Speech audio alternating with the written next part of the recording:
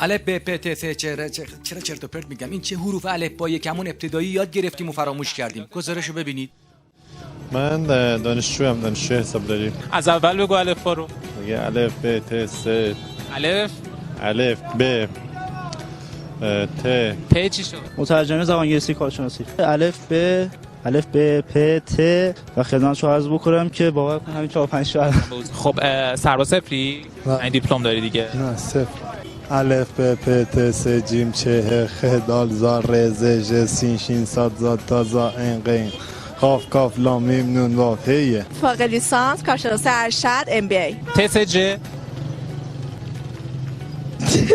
شمایی که با این کلیپ خندیدی، تعجب کردی، خودت میتونی بگی 32 تاست خیلی سخته. دکتر شریعتی میگه به دنبال واژه مباش، کلمات فریبمون میدن. وقتی اولین حرف الف با کلاه سرش میره، فاتحه باقی حروف و حرفا و کلماتو باید خوند، قلب‌ها رو دریابیم.